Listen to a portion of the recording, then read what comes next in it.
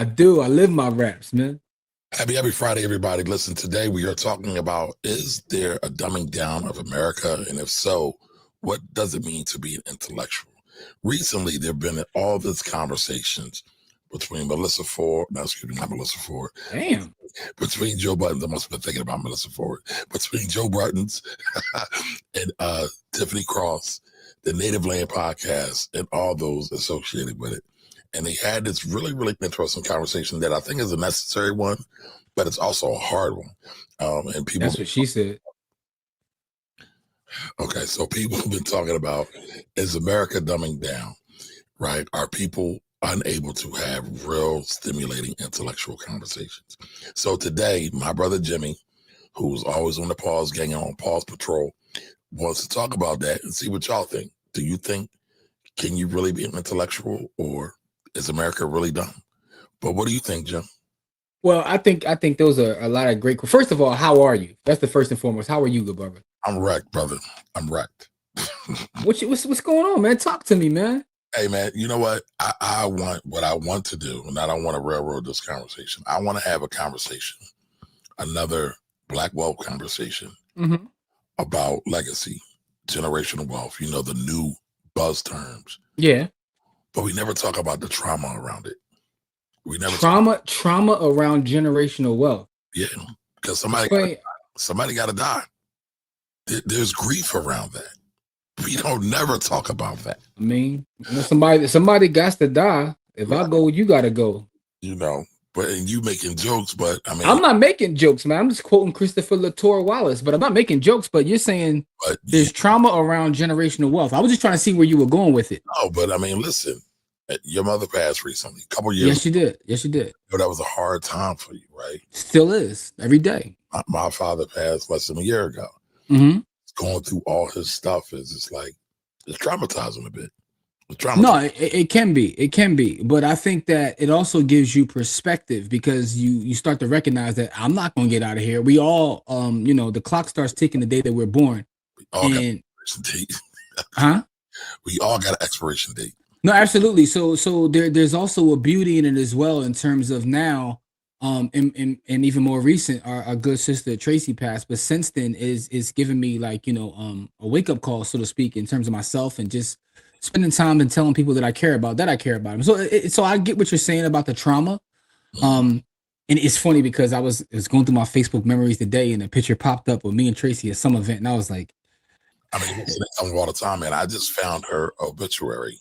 I was just like, damn, like that sent me for a loop. And I mean, that's the other part about it too, right? So not only did my father die, but then Tracy died, and his brothers died, and a few other people died. Like, since COVID, man, we just been getting smacked with death left and right. No, this is absolutely true. We've definitely been dealing with a lot, but there's trauma in it. But I was trying to see the tie, how are you tying that to generational wealth? Like, I'm just trying to see where your thinking is when you say generational wealth comes with because trauma. We never talk about the dark. Let's call it the dark side of generational wealth, right? Somebody's got to die, right? So I've been cleaning out about stuff. My dad's apartment, my dad's office. I mean, all those things are mine now. I am the steward of those things now. It's also very hard. Like, I'm going through pictures, finding all kinds of stuff, and just going down memory lane. Yes, it is a beautiful thing also that, he did leave me something. It could be worse. He could just absolutely. Right. So I'm thankful. I'm super, super thankful. But, I do think, I think everybody needs therapy, man. And I say that, some people think I'm joking. I know I might have said that to you in joking, but I really believe, myself included, I think everybody needs therapy. And I think I haven't. My grandmother passed years ago. I haven't gotten over that either. But I don't. And I guess what I come to realize is you never get over losing someone you actually care about. And someone said something to me the other day, that is beauty in that too, right? Even the pain you deal with when you lose someone you care about, because the fact that you still have feelings and you still care means that they actually have did enough or put enough into you for you to actually have those feelings, right? Correct. Because people pass every day. And sometimes people pass and you be like, man, that's messed up. And you never think about it again. Why do I feel like a Cameron quote is about to come? Like, people die every day, B. No, but you know what I'm saying? And I also get it in Ohio. But listen, the point is this. how many times have people passed and you may acknowledge it, you may say something, or you may not even ever say something, but the fact is, you just move on from it. That means that person didn't have that impact. So, um, the beauty of life is love. Love is everything, right? We talk about it a lot of times as that pertains to black wealth, but love is everything, right? So that's the true wealth in all of this. Um, so you gotta, it's ebbs and flows, man. If you talk about the good things of generational wealth, you gotta deal with that as well. That is not today's topic, though. But that's. No, but it's an intellectual topic, though. See what I did? Yo, this guy right here, man. This guy right here. It's an intellectual topic, yeah. So what does it mean to be an intellectual? But the original question is, because what does it mean to be an intellectual? And what sparked this is, for those who don't know, there was a lot going on around. Whoa, whoa, whoa! Cut off the hub, dog. What's going on is there's a podcast, the Native Land podcast on iHeart and what's the name of Charlemagne's Black Effects Podcast Network, right? Yes, how's them? Yeah, shout to them. So they had a topic and they talked. Well, it's crazy because the original topic was the dumbing down, is like the Joe Budden podcast name was in the topic, right? So it led to this whole thing of back and forth online and all that. And me and Kamari were just having a conversation. Oh, wow. And I asked him specifically, I said, what does it actually mean to be an intellectual? Because I think you got to even go back a little bit further, because there's a lot of talk about what's anti-intellectualism and all this. And I do think overall, but I've said this on record. I said this on the Black Wealth Project, right? Years ago, that there's a movement of anti-intellectualism in America, and it wasn't specific to Black anti-intellectualism. I think it's anti-intellectualism across the board. But I know we talk about Black wealth. That's just what we talk about, right? Correct. But I say all that to say this: that's a part of it. But I think we have to talk about, what does it actually mean to be an intellectual, right? Because one thing I can tell you, and this is from someone who attended a HBCU and spent time in places like with for lack of a better term, uppity Negroes. Oh boy. Jimmy, I want you to take a look at this, and I think it's interesting, the timing of the show and the timing of that show, Joe Budden's. Do we need to talk about Black intellectualism? Oh wow, that's the topic of their Yes. No. That's the Native Land joint. They changed the title. Oh, they changed the title. Yeah, that's what I sent you. That's the one I sent you with the timestamp. That's their. I think they shouldn't have changed the title, but okay, they should. Well, they changed the title because they said that was the one thing they regretted in terms of like using it as clickbait, because they basically, they tried to clean it up a little bit after his response. Okay, well, that is a much better thumbnail though. But you ain't been paying attention to what's going on in these YouTubian streets, man. Where my man Jamil at, man? Jamil know what's going on in these YouTubian streets. I ain't got time. I don't have time. Listen. Speaking of YouTubian streets, man, your man Ifa Tunde dropped a new interview. Well, it wasn't him. It was Ash Cash. Shout to Ash Cash, right? Ash Cash dropped a. You have the clip. I don't have it on my computer, but I sent it to you. Send me the clip. The full. I asked you to send me the full clip. The full clip. What do you mean full clip? That whole thing. That was. Well, no, that was a clip from a 2-hour podcast. I know, but I'm talking about on that particular subject. Even that itself was like 25 minutes. I wasn't sending you a 25-minute joint, dog. But that. It gave me 30 more seconds, man. Pause. Hey, yo. Anyway, listen. Shit, man. Come on, cut it out, man. So Ifa Tunde. Let me finish even telling them what I'm talking about for you to cut me off. So, is it even really worth talking about? It depends. It depends upon how much you like to laugh at YouTube, right? How much do you laugh at YouTube? So Ifa Tunde goes on this long rant about how R. Kelly was arrested to, as a way to distract people from the Catholic Church pedophilia. So, and the only thing I can think of is, boy's a genius the way he be cooking up some of these clips, because he knows it's clip worthy. Listen, he's from Philly. He's a Philly homeboy. Appreciate a lot of his work in the schools, but I think he missed his calling. I think his calling was to be a PR agent. That's what I really think his calling was, because this dude knows how to pick a trend and stay on point in terms of whatever speaking he's doing or whatever. But yeah, he missed his calling. He missed his calling, y'all. Yeah. But listen though, man. Shout out. I want to shout out Ray Gun for the super chat. As always, Ray Gun always comes through and shows love. So Ray Gun, you are appreciated, beloved. Thank you so much for that. Salute to everybody in the chat though, man. You know, it's Friday. It's Friday evening. Kamari made us late, but we here. Thank you, Ray. You know what I'm saying? Listen, Kamari made us late because Kamari was out doing God's work. He was making sure that everything was set up for Saturday school tomorrow.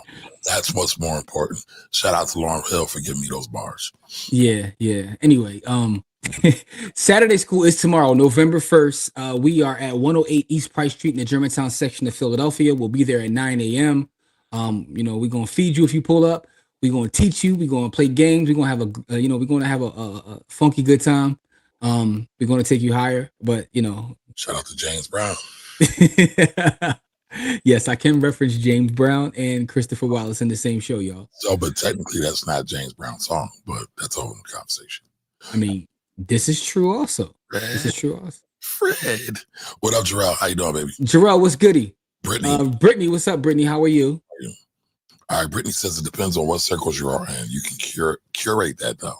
But here's my question though, right? And I saw a couple what does it mean? Like, so when you all right, you can curate that. Hold on. Let's speak to all our people. Okay, go ahead. Let's not be out of order. Liz. Jimmy and I both owe you an apology. We will be at the next one. Liz, I apologize. Believe me, I do. What up, Kahan? Kahan, what's up? Kahan was sitting across from me at the game last night, and I didn't find out till I saw pictures on Yamin. Oh man, y'all must have had those great seats, those 50-yard line seats where all the rich people sit. Ray Gunn says this country frowns upon intellectuals, especially black people. I agree. I totally agree. All right, I'm gonna say my comment because you want to, speak to everybody first. Yes. All right, and salute to you, sir. And salute. Appreciate you. Corey's not here. He's getting some renovation work at his home, but he will be back soon. Yes. Corey will be at the camp tomorrow, though. Yes, he will. So, do you want to play the clip first, or do you want to get into your commentary? I'm gonna get into the comment, then we can play the clip. But Jamil, I was just talking about you, Jamil. I'm glad you pulled up. Jamil, you know what I'm saying? Hold on. Oh, there he is. There's the guy. I just had brought you up. What up, Jamil? Because I know I was talking about how you know everything going on in the YouTubian streets. By the way, Jamil, go check out the new Ash Cash interview with Dr. Umar Ifatunde if you want some more laughs. Lorraine's in the building too. What's up, Lorraine? How are you? Happy Friday to you as well. Good evening to both of you. All right, so the only thing I want to start off with before you play the clip is that, I understand when Brittany says you can curate that. And also when Raygun says that people look down on intellectualism. But my question is, what does it mean to be an intellectual? How do we define like being an intellectual? Is there's no metrics that you can use to say this person is an intellectual. So it's almost like when people say such and such is a genius. What does that even mean? And who determines or who decides who's intellectual and who's not intellectual, right? So obviously, a lot of times we know when you hear rubbish, but what does it mean to be an intellectual? I mean, the other day you just said Kanye was a genius, so you don't think that had merit? I stand on that. I listened to College Dropout the other day. I stand on that. You mean, right? No, but what does it mean? I want to know, like, how do you define it, right? So what is it? All right, so here we go. There's the definition. Relating to intellect. So you get with the word, right? That's the first. All right, so what does it mean to be my teacher would have failed me for some nonsense like that. Yeah, that's why I went deeper. And I'm not saying hey, yo. All right, I'm sorry, go ahead. See, listen, the Pause gang is totally anti-intellectual. That's why I refuse to participate in that. Because you're an uppity Negro that thinks you're intellectual. It's beneath you, actually, Jimmy, but it is what it is. All right, so intellect, the facility of reasoning and understanding objectively, especially with regard to abstract or academic matters, excuse me. Okay. All right. The faculty of reasoning and understanding objectively, right? So if that's part of it, right? Understanding objectively. I feel like a lot of people that call themselves intellectuals don't have the right to, because what I think when you talk about anti-intellectualism, we're in an anti-objective campaign as well in this country. Nobody's objective anymore. Hey, man, Half the time that includes me too, right? Because I like what I like. Okay. Listen, man, just being honest, man. All right, so you have a problem with that term, intellectual. So to me, I believe it's anybody who's in the pursuit of knowledge. And typically they tend to be academics, but it is not only limited to people who are academics. So here's my problem with that, though. I spend a lot of time on Twitter, right, where people have this pursuit of knowledge, but it's all conspiracy theories, Wait, and they're always looking for knowledge, but it's nonsense. Go ahead. are they really in pursuit of knowledge, or are they in pursuit of bullshit? Because I think there's a difference. See, but so now you want to define what it means to be in pursuit of knowledge. You want to decide what knowledge is. If someone's a flat earther, are they in pursuit of knowledge? I mean, flat Earth has been disproved summarily. What else is there to talk about? Ish or ice, whichever one you want to be. I'm not trying to be either one of them. I'm speaking. I know people personally I've had these debates personally. Like, and again, I spend a lot of time but that show, right? Who's the center of the show? They talk about flat Earth quite often. Yeah, but I don't care about that show. To me, this isn't about that show. This is about the world at large. This has nothing to do with that show, right? There's context, right? And when we show the clip, that has a factor in it all. Yeah, but I think, all right, so you know what? Let's show the clip and then let's have a conversation. Okay. You want to show the clip? Let's do that. Hey, Nicole. What up, Nicole? GC, what's good, GC? How you been, beloved? Shout out to Google as well. Yeah, Google was hitting all-time highs doing its thing. You know what I'm saying? Shout out to Amazon. Amazon cracked it too. Amazon did what it had to do. And listen, Jamel, no slander. I haven't showed a clip yet since the last time you slandered me. But now that I am a paying member of the YouTube streets. Let's get it. Problems. Let's get it. And sometimes we can adopt the oppressor's behavior, which brings me to a clip that went viral this week. And that is, of course, of our friend and brother, Mark Lamont Hill. This happened on the Joe Budden broadcast this week. Take a listen and we'll discuss on the other side. Now, I feel like it's getting lost here a little bit. Yeah, it really is. But it's funny. If you're not from Philly, you don't understand that being called a sucker really is a cuss word. But, yeah, it's like, it's like my friend from Chicago. He was telling me, it's like out there, you can't call nobody a goofy. You call somebody a goofy. Wow. Y'all got to squabble. Like, so in Philly, you can't call nobody a sucker. You know what I'm saying? I'm pretty sure wherever y'all from, there's something that you can't, it's yeah. There's cold words everywhere. Yeah. Matter of fact, in the chat, let me know if you're from somewhere else. Like, what's that word that's a violation where you from? But go ahead, though. It was difficult to watch. I wanted to play it for that clip specifically because it was difficult to watch. Yeah, it really was. First of all, I thought Mark Lamont Hill handled himself so incredibly well, sitting across from a full-blown temper tantrum And to give everybody context, actually, Mark came back and apologized because he felt he was out of his character. Grown man. And I think it's important for our viewers, if you don't know about Mark Lamont Hill, he is a luminary. He is an incredible intellectual who hosts an amazing show on Al Jazeera called Upfront. He hosted on Al Jazeera English. One of his interviews went viral during post October 7th, where he got the former Israeli deputy minister, Danny Ayalon, to admit, to concede that the response to Palestinians in Gaza was in fact collective punishment. He owns a bookstore. He's an amazing writer. He's a professor. He was unfortunately dismissed from CNN because he said from the river to the sea while speaking at the UN. If you're like me, you might genuinely wonder, why is that considered anti-Semitic? Some people of the community consider it so because Hamas used this phrase in 2017, and some members of the Jewish community thinks the phrase suggests that it's a Palestinian militant group and only used in that perspective that suggests that Israel does not have the right to exist. Mark Lamont Hill has been incredibly clear that he does not believe that. It was a call for justice, and he made the reference when he was addressing the UN, and he was just supporting Palestinian freedom, which of course I certainly do as well. But this is why I thought I wanted to get my co-host perspectives on this. There seems to be the death of Black intellectualism, particularly when it comes to who has a microphone. And viral clips like this take up so much space. To me, it was clear that his co-host felt small.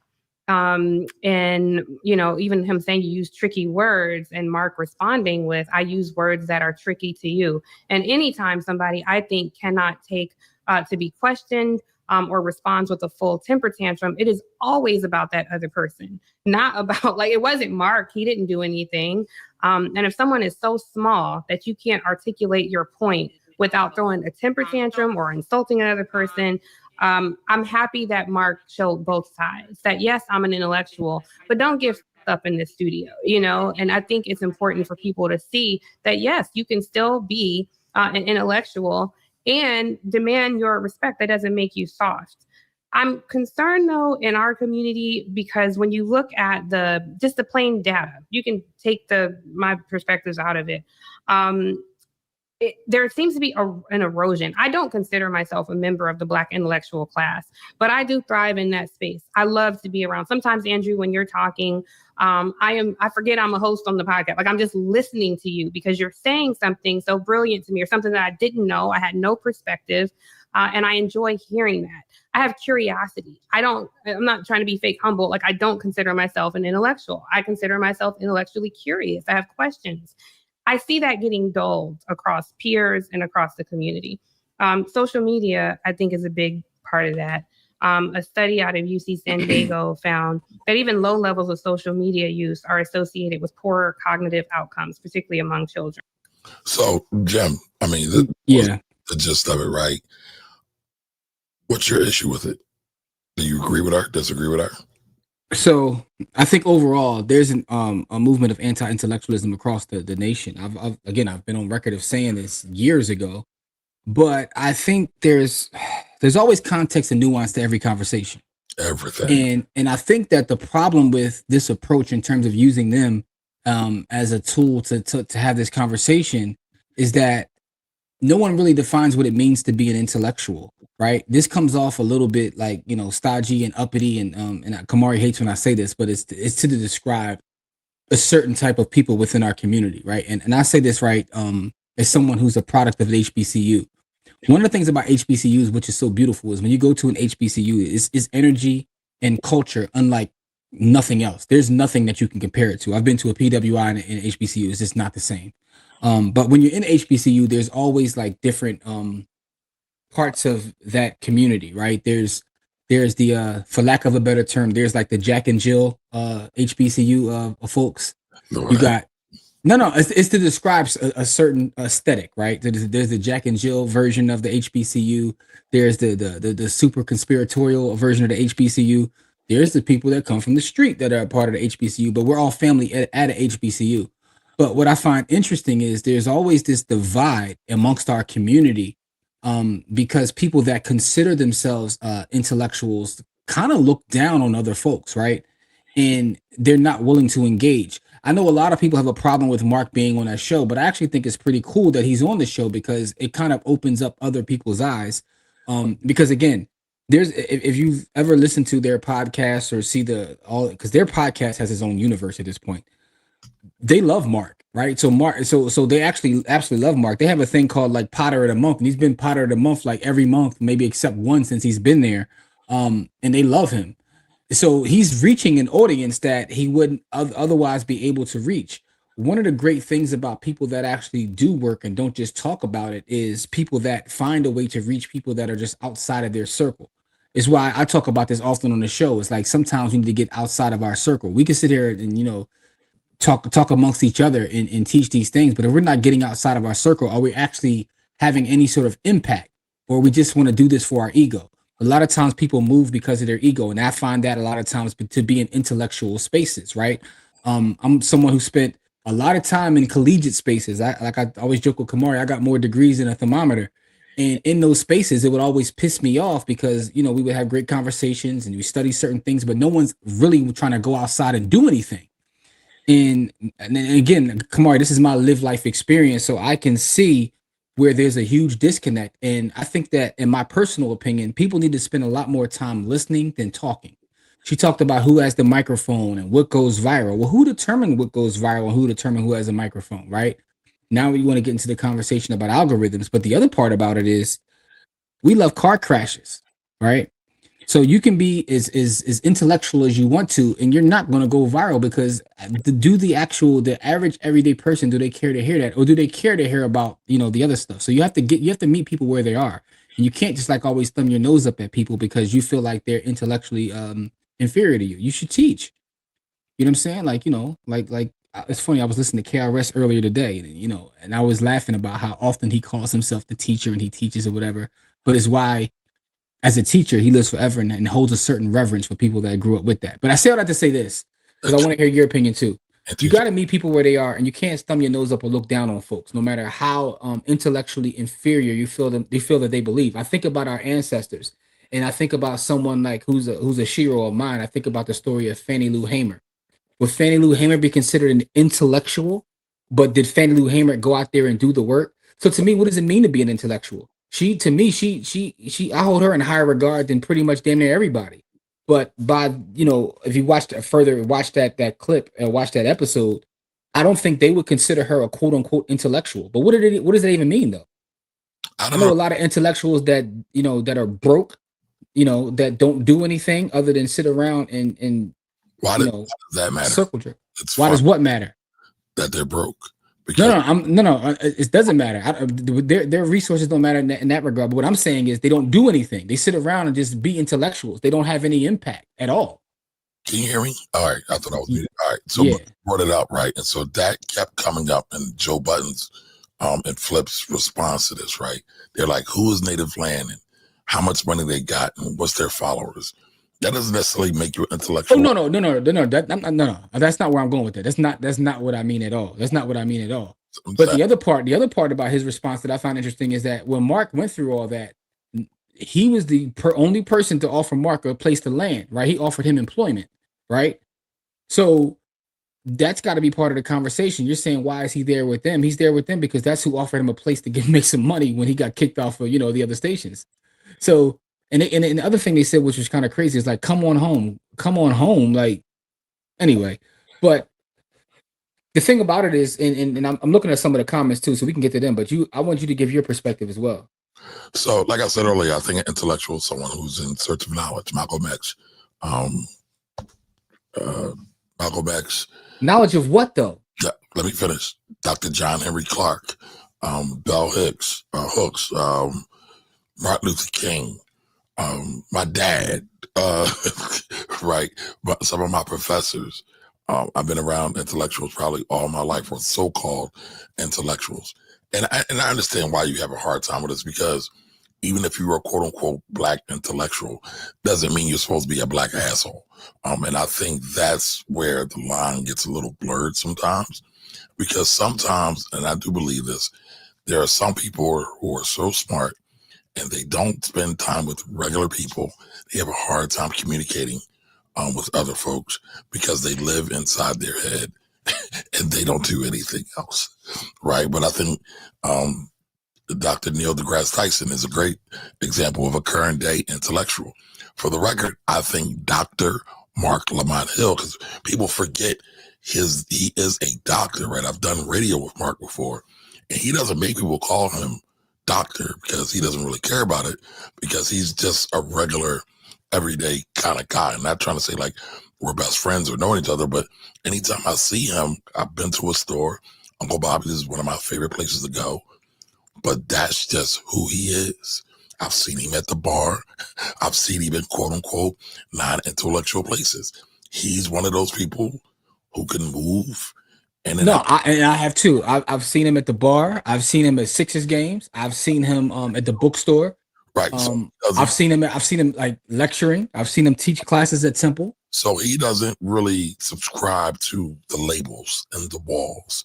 And a lot of times for those who are in the intellectual class, I know Tiffany says she was not, but she is. Tiffany Cross is pretty dope and she's pretty smart too. Was her commentary a bit heavy-handed? Yeah, it was. But I also get it, because if you ever get done arguing with people online who don't research, who don't read, who don't care about research, and they don't care about reading, and all they care about is my baby mama, sister's brother's cousin said this happened without any research, sometimes it gets a little frustrating. And that's where we are. I think that's where we are.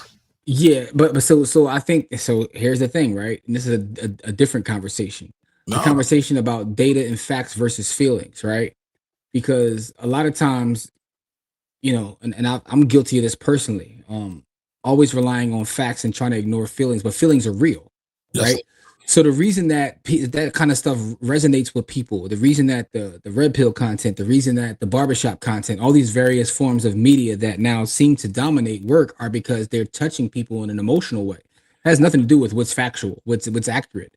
And I think that there's also a problem in our community that we're just not listening to each other. So you have these again, for lack of a better term, uppity Negroes who thumb their nose down at folks and try to act like they're almost a different species. It's part of our fractured, how we're fractured as a people. Like you have to be able to communicate with the everyday person, right? Because I've seen it politically how it has an effect where you ignore a certain level of people, but these people have a certain level of power. They are who do you think there's more intellectuals and non-intellectuals like amongst us in general? I mean, clearly there's more non-intellectuals amongst us. That's why we are in the state we're in right now. Okay, so now when you have more non-intellectuals, you can't ignore them. Well, here's the thing. They have been ignored. And so, right, just like and this is why we are where we are. Like so it's so funny, right? And some of you, tell me if y'all disagree with me with this.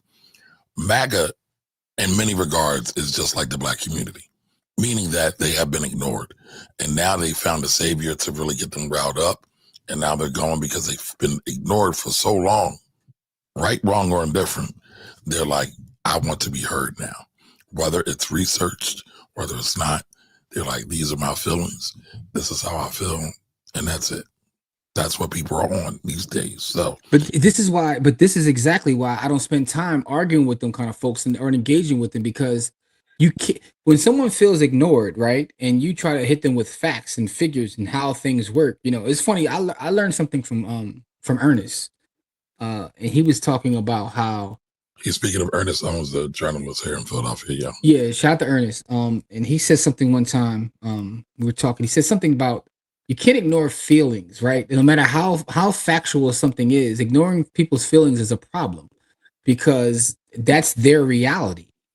And you talk about like all these things that resonate with people is because that is their reality. And when you have a group of people that feel that way, to your point, like you used that as an example, they made their voice heard, right? They made their voice heard, whether you agree or disagree with how they feel. They do feel that way.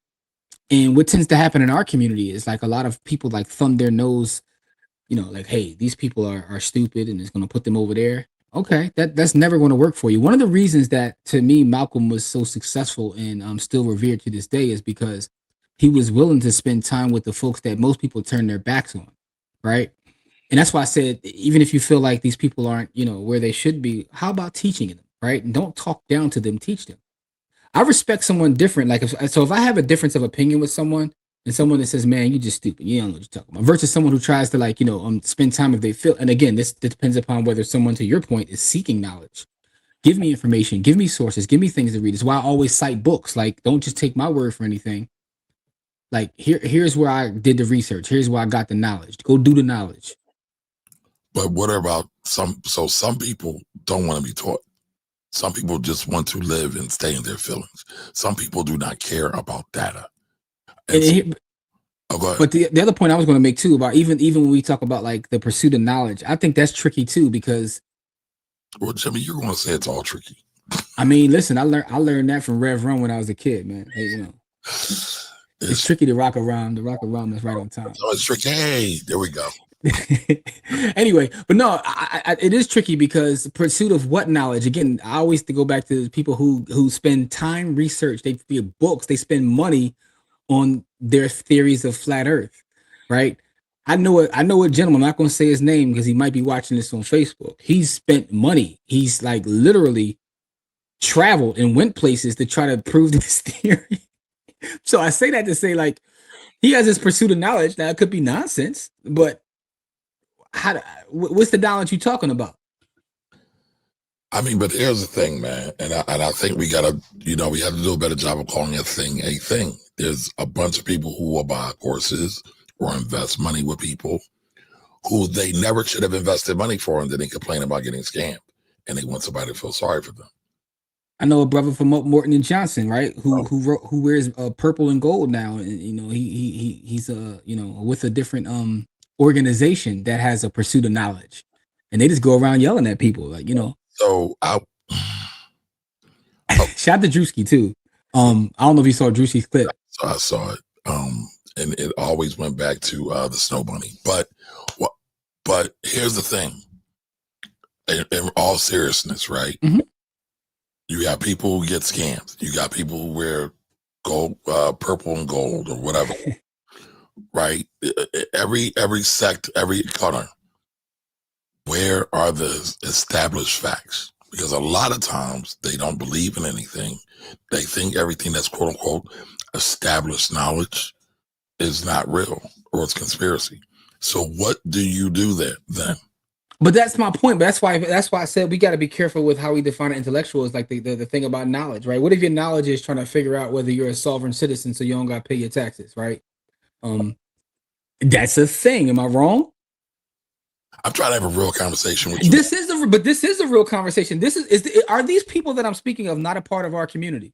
And those people are indeed a part of our communities, and those people lose in court hand over fist. But again, that's why I said that, but they have this quote unquote pursuit of knowledge, right? That's all I'm saying. So we got to really define it a little bit different. Like, and again, what about my analogy in terms of, I don't know how much you studied the ancestor Fannie Lou Hamer, like, but what do you think do you think she would be considered an intellectual? She's an intellectual to me. Exactly. But do you think that, people say, like, listen, Ida B. Wells is one of my heroes. Marcus Garvey to me was an intellectual, but a lot of people may not consider him an intellectual because he didn't necessarily go to school, right? So you got to be careful with that. That's my point. But there is a divide, right? Because a lot of the quote unquote intellectuals, they definitely look down on people that don't have all the letters after their name. But can we talk about something? Yes, let's talk about it. About the people saying intellectuals look down on folks.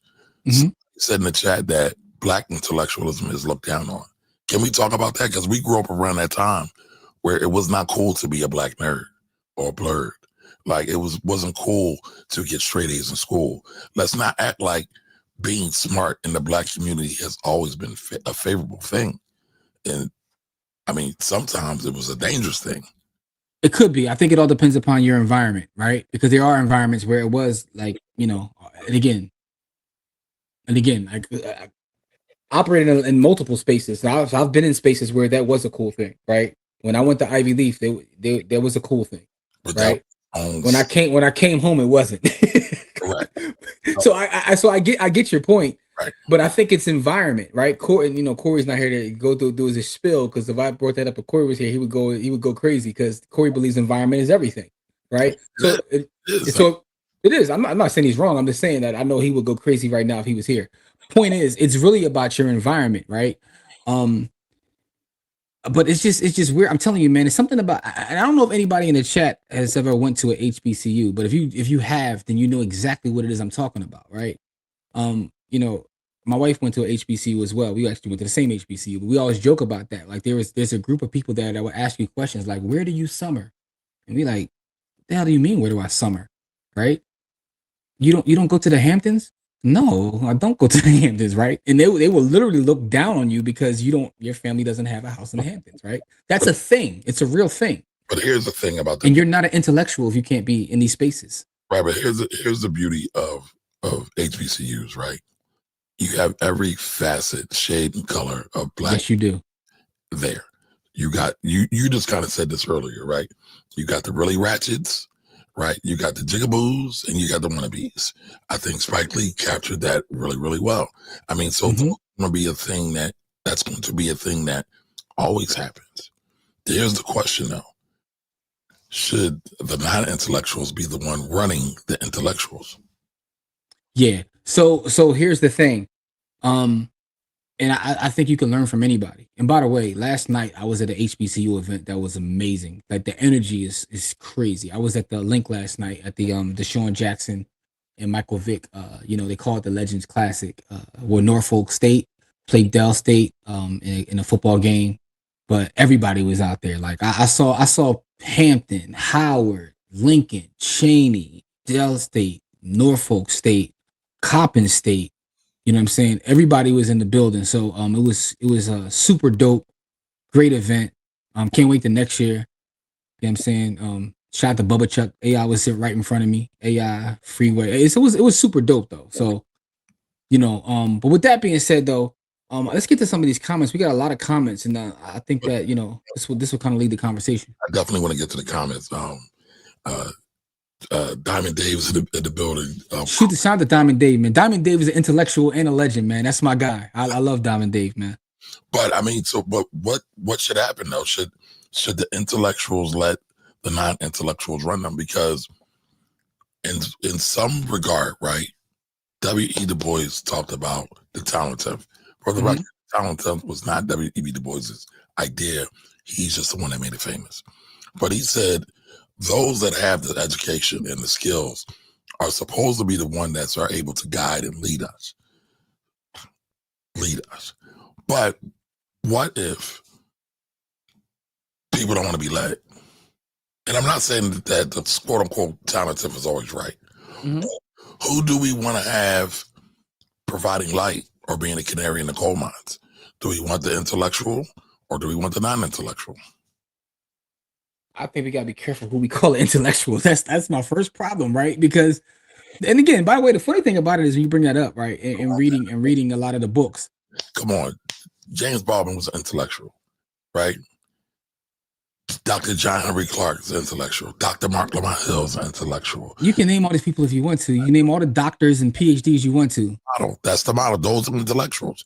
You have. But I guess I disagree with that. Is Malcolm not an intellectual because he don't have no PhD? Malcolm is an intellectual. So King is an intellectual. I'm saying you have a plethora of black people who are intelligent and learned to pick from, who are clearly intellectuals. And I love when people bring up the W.E.B. Du Bois, right? He's such an interesting figure when you read his writings, and specifically when you read his writings from his early days, Harvard days, the Philadelphia experiment, when you read his writings, like, as he became a Pan-Africanist. Because half of the shit he said early, by the time it came on later, he didn't believe half the shit no more, right? Which to me is also super dope. You get more information, you get more life experience, and you say that's some bullshit, right? So I think that's super dope. But people like to pick these things that he said. Yeah, but by the time it was over with, he thought the Talented 10th was a bunch of poppycock. He thought it was stupid. But who would you rather us lead us? That was a question I'm posing to you. I don't think we need leaders. We need culture. To me, you don't have cultures, man. Nasir Jones said, man, F black leaders, because I'm sorry. Hold on. You brought up Chris, KRS-One, the teacher earlier. He's a leader.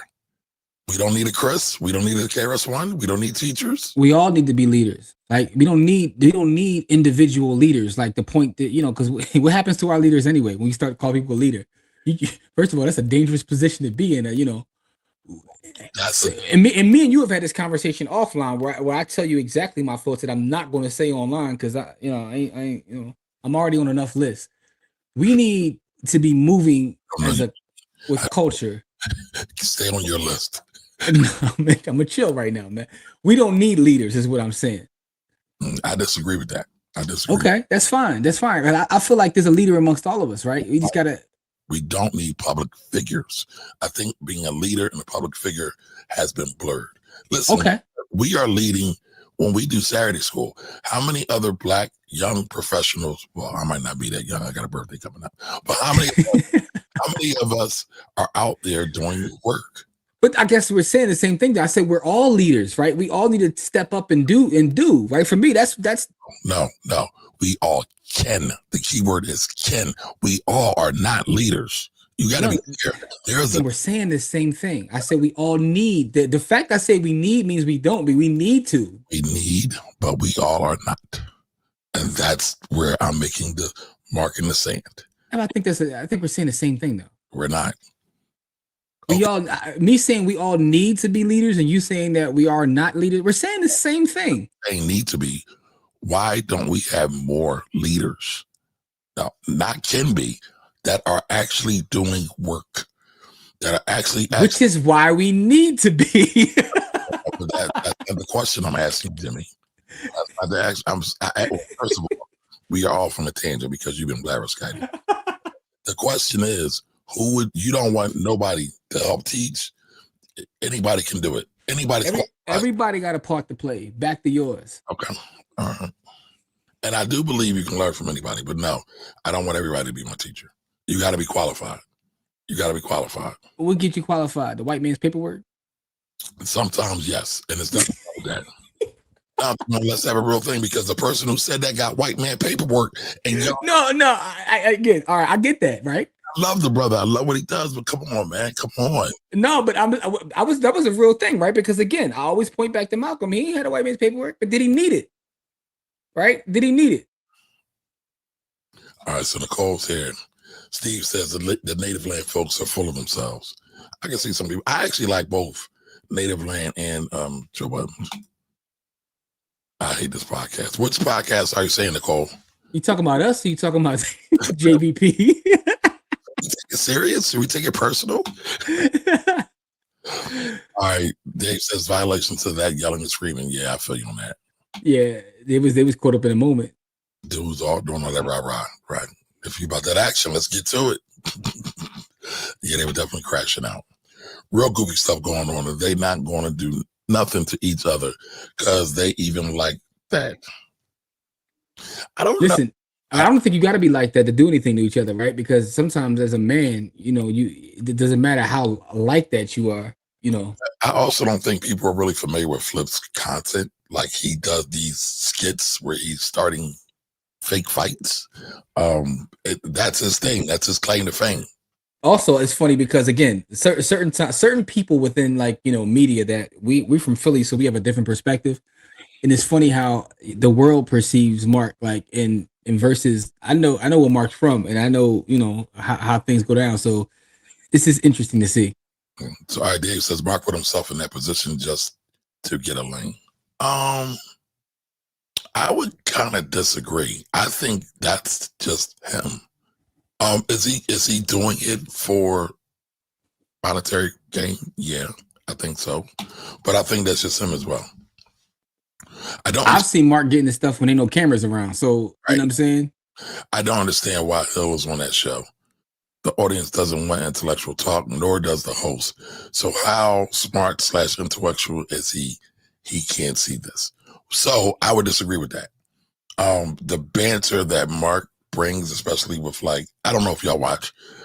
I watch their stuff. He brings a different angle. I mean, here's the thing, y'all. I don't know if y'all realize this. Out of everybody that is on that show, the only one who is Joe's equal is Mark, in terms of media savvy and stature. Mark is. He's done stuff all over the place. Still does stuff all over the place. And he brings something to the show that was not there before. It was not there before. But I also think the reason I will push back on that a little bit is because what I understand from I told you they got their own universe is that they actually do love him. They do love him. Now, I'm not talking about the host. I'm talking about the actual audience over there. The audience loves Mark. Yeah, I would agree. Philip not even someone I would want to have a conversation about anything with. Yeah, see, but I get what you're saying. Because listen, I'll be honest. There's some people I really don't want to have conversations with either. Only because I know they haven't studied anything. Regular white media is not rocking with him like that anymore. That is true. That is true. Mark is the audience's favorite co-host. Mark is the audience's favorite co-host. Yeah, that's what I'm saying. So that's why I would say that it's a little bit different. He's definitely their favorite co-host. Right. Joe Budden podcast always has drama. Yep. Drama sells, y'all. That's the Yep. reason why we don't have 1 million subs, because we ain't got enough drama. Jimmy, we might have to like do a skit of us fighting or something. We're gonna have a food fight. Kumar, you said you don't want to with people that ain't did no studying, man.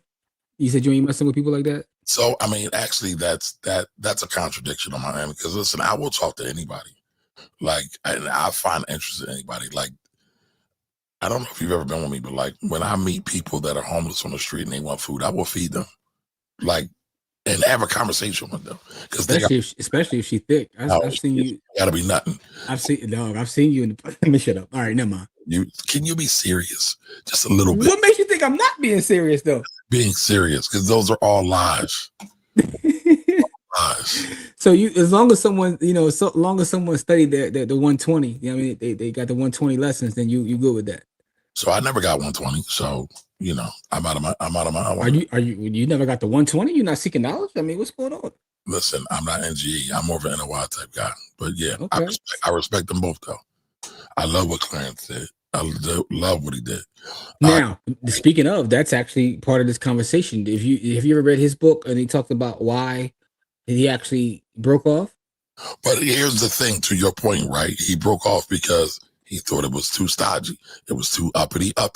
It wasn't down to earth. He wanted to get out to the people, smoke blunts, drink rocks. Same thing, right? That's why I said it's actually part of this conversation. He thought that having a conversation, it started becoming too conservative. I mean, no, but even when you look at the boys versus Booker T, it was very much the same shit. Mm-hmm. We doing the same thing over and over again. The boys versus Garvey, same thing over and over again. X versus King, to a certain degree, over and over again. So yeah. All right, Raygun says Dave Williams, the retail trader, makes sense. I'm sure money is an aspect of him being on that show. Yeah, I believe that. Thank you. Appreciate that. We may differ on the definition of what is an intellectual. However, the Budden shows barbershop content for people that can't read, in my honest opinion. So I wouldn't say that though, right? Because I think their audience, listen, if you look at the numbers, they got to spend different. It wasn't for you to say. He said it already. What? You said you wouldn't say that. No. I'm just giving my opinion on what he said, right? He said his opinion. That's his opinion. I was just saying that I wouldn't say that. I think that may be part of it, but I think their audience is large enough that is even more than that. They have a huge reach, like Paul's, like they do. And also the idea of barbershop talk, right? Is that like a negative connotation that comes with say this is barbershop talk? So here we go. Jimmy's trying to over intellectualize the thing. You know what he meant. No, I get that. But I think, barbershop talk spans a lot though, bro. But a lot of times people say that's barbershop talk, they think it's like low vibrational, right? It's usually, not always, right? Because Jimmy doesn't want to generalize. It's usually not high value type stuff. It's usually low vibrational. Look that ass shake. Make that ass shake. Listen, I know that when you're president, it got caught talking about a young lady's posterior. He said that was his barbershop talk. No, he said locker room talk. No. Oh yeah, locker room talk, which is the equivalent of barbershop talk, right? If you say so. He's not our president. All right, Jigga says not a big fan of Dr. Mark Lamont Hill. No, he said shill. I know. I was coming back to it, Jimmy. Relax. Shill, but do respect him being open about his background with being inside Malachi York's inner circle. Makes me respect his journey from Black Power to mainstream. I'm gonna leave Dr. Malachi York alone. All right, Joe Budden hired Mark. Native Lands added a 8-pack bootlicker. Who's the 8-pack bootlicker? Which one? I mean, shoot, you could probably say all of them, right? But that's exactly why I'm just gonna be quiet. Which ones you gonna say? All right, Nicole says some people assume how intellectual someone is by the way they look. Some people call themselves intellectual because They believe they know everything.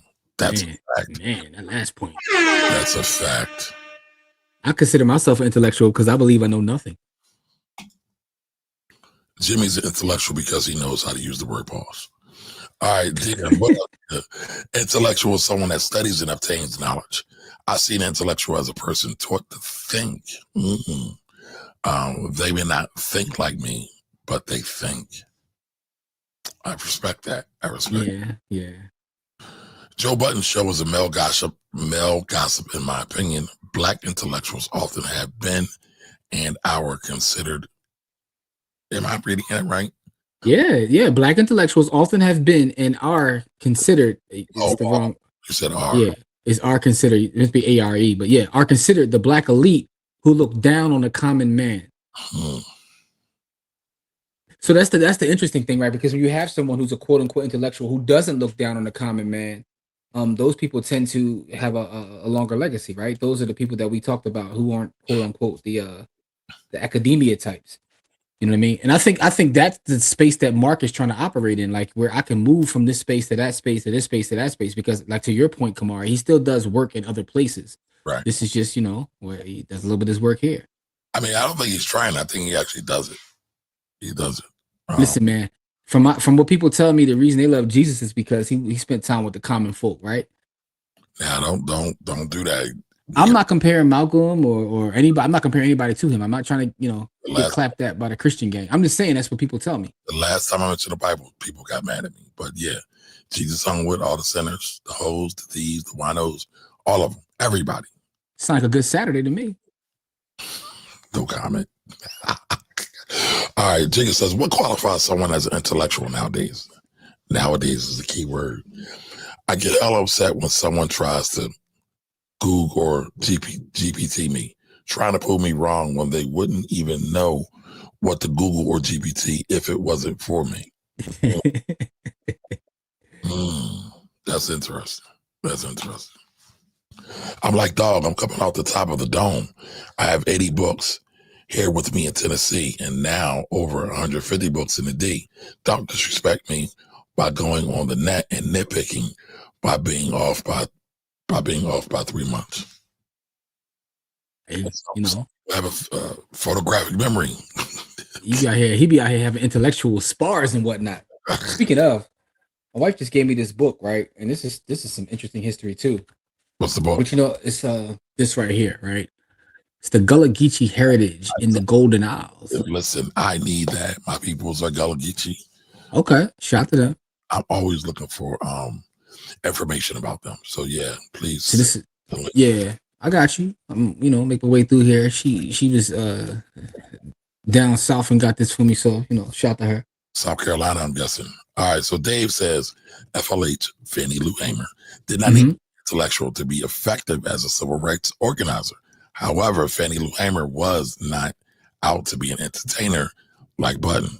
Great point. No. All right. So here, I want to make sure I communicate what I was trying to say. I wasn't comparing her to him. What I was saying is these uppity intellectual types that always look down on people who don't have the credentials or these things, would they consider her to be an intellectual? And yes, he is an entertainer, right? And I get that. His show is meant to be entertaining. It is what it's not meant to be informative. Although some people may take it that way, it's an entertainment show. It is what it is. Listen, I listen to the show every week back in the Rory and Maul days. I think is not been the same since personally. Not that I dislike anybody on there, but I just think the Rory and Maul, they had magic in the bottle. But what I will say is, really, I do. I think that was their best work. That run when they first left Spotify to right before all the drama happened, they had a little run in there, which was their best pod, and I think ever. It was like, it's going to be a documentary on Complex about that in 20 years. That was when Roy was calling Joe out for fair ones all the time. Yeah, but that's also when they started, because at that point they was like, anyway, I don't want to make this. I'm not trying to turn this into I'm not trying to do the science and whatnot. What I'm trying to. Not only are we financial nerds, y'all, we are Black podcast nerds also. Oh, me and Kamari, listen. So Jamil is my Jamil or Jigga, 1017 is my go-to YouTubian. I shouldn't say Black podcast. We are podcast nerds because we listen to everything. That's true. Side note, I'm gonna keep shouting out this person until they tell me who they are, because Rich didn't answer us yet, and you keep telling me that it was Rich that put us down with S.A. Cosby. I don't know who put us down with S.A. Cosby. It was someone on a Friday in the chat and was like, y'all gotta read S.A. Cosby. So I don't know who it was. So wait a minute. Stop. Full stop. Why are you, Dave, I got you. I'm coming right back to you, bro. Why are you bringing this up right now? Because I finished my third book. I'm in the, like, and I shouldn't say the middle. I'm like 10% done the fourth book. Have you added the great sir to your GOAT writers list? No. So why are you talking about him now? You keep bringing. I think he's super fire, but I see. You the kind of person, right? Here's what you are. I'm gonna say Kamari was right, but you don't want to say Kamari was right. No, I'm gonna tell you why, and I'll be completely honest with you, right?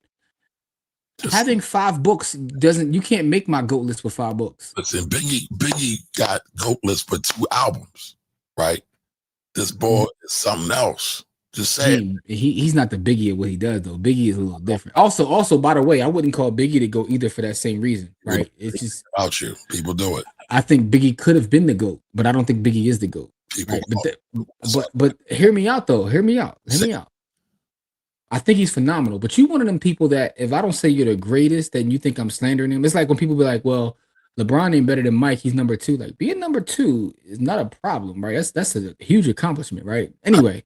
I really talk about sports, sir. So no, I'm just saying it's the same. It's the same thing. The analogy is if you don't say someone's the greatest, it's like what you mean? You disrespectful. For the record, how this all started for everybody who's been up on this conversation, I said I didn't mention nobody else. I didn't bring Jimmy into this. I said S.A. Cosby is a GOAT writer. He is in my Kamari's, the Rebels top 5. That's what I said, and you had problems with that. Well, because when you said it, you did it after his first the one book.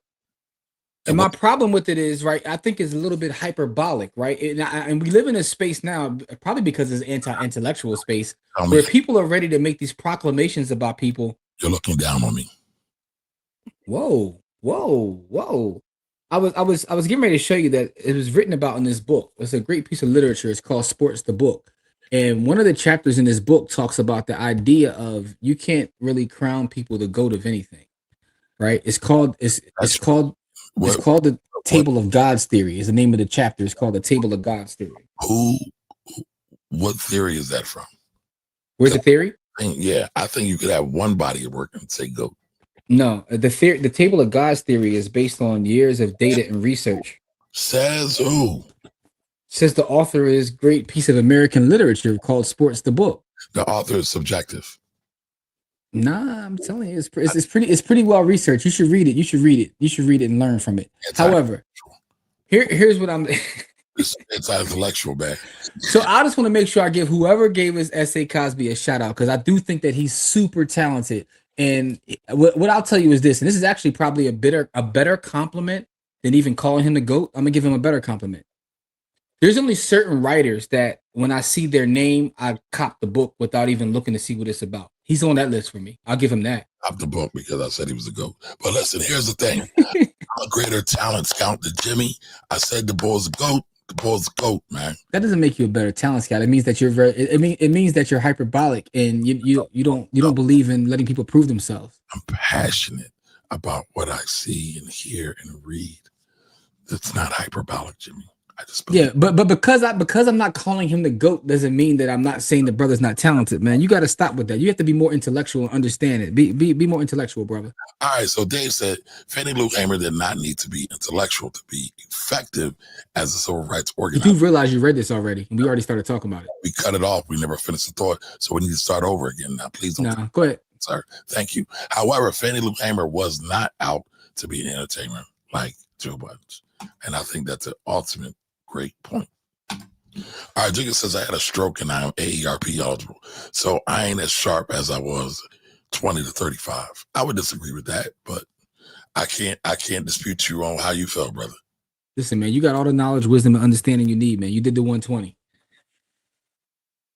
All right, Steve says the boys actually came to the belief that talented couldn't be trusted. I don't know if I've ever seen that before. I would be interested. I know he said it's part of his later writing. This is what I'm saying. When you study the boys, I know I saw him say he didn't believe it anymore. I didn't say it couldn't be trusted. Yeah, he did say that, which makes sense, right? So I could have believe it. I believe it. I could have told him that, you know what I mean, based based on a couple of people I know from back Brickyard, I could have told them they can't be trusted. But that's either here nor there. That's an interesting comment. All right, Steve says an anti-intellectual is an American phenomenon. That's a fact. That's what I said. I would agree. I would agree. Been saying that for years, man. Go back to Black Wealth Project, man. But here's the thing. She brought it up. She brought up the Black elite. So that's why I feel like we do have to talk about it. Black culture is downstream of the broader culture. I disagree with. That I disagree with. I would say we're upstream. But what is Black culture? Nate was the ideal intellectual. I'm not touching that. I'm not touching that. Yo, listen, man. SNAP benefits about to have all kinds of Nates in these streets. That's all I'm saying. All right, Jiggy says we don't need leaders. We need actionable strategies. But who's going to devise the actionable strategies, solutions, and on code, as Tariq calls it? By the way, it's Tariq on code, but he's mainly online Negro babble. Okay. Here's the thing, though. Outside of what I was like referring to, what happens to people that try to be leaders, even before that can happen, you try to lead and you get crucified by your folks anyway, man. But did Jesus try to lead, or did he just lead? Did Ice Cube try to lead, or did he just lead? No, Ice Cube tried to lead. Ice Cube full of shit, but that's see what I mean? See what I mean? Listen, he took action. Whether you agree or disagree with the action he took action. No. That's another show, man. That's another show. All right, Jarrell says, I think Amari is saying that there are only a select few that are eligible to leaders from the group of Ken B's. I disagree with that. Okay. Well, you tell me throughout history who all has been eligible, who all has been worthy to hear the call, answer the call, and heed the call. Because who decides who's worthy? You didn't answer the question. I did. Right. Okay, Nicole's talking about Joe Budden. All right, Jarrell says, appreciate the show. Y'all on the way to the hospital. It's time. Oh, congratulations, man. Congrats. It took me a minute, but you're about to have a bubbling baby boy. So congrats. Yeah, man. Congratulations, man. James is a great name, but salute, Jarrell. Like, congratulations. And so you know what I'm saying? Congratulations. You know what I'm saying? Make sure you cut the pot on for the baby boy when he's born. You know what I'm saying? And we hope it's a masculine child. May your first child be a masculine child. All right, Dina, thank you. For the super chat. Dina, what's up, Dina? Thank you for the super chat. An intellectual is always learning from everything and everyone. That's what would make an intellectual a better leader. A true intellectual is humble to knowledge. So if a true intellectual has to have a certain level of humility, that means Kamari is out. But I'm the one that talks to everybody. GC says, yeah, Jimmy, I don't know about all that, but I hear you. My bad. It's been so long since Kamari got to these comments. I don't even know what that was about. It might be blasphemous, but Mark would be better, sir. Oh, maybe because of what I was talking about, like in terms of like Mark being before he's from and all that. It might be blasphemous, but Mark would be better served on Vlad's platform interviewing guests. That whoever, he's used Vlad's real name. I only want to try to pronounce it. And Sean aren't qualified for like the sniper dude, the mafia dudes. Okay, I got you. I disagree with that. I got you. I think Mark is exactly where he's supposed to be. I mean, it's debatable. You're talking about Bakari when you talked about the APAC. Okay. South Carolina in the house. All right. Joyful. What's up? Joyful, Lord, we adore thee.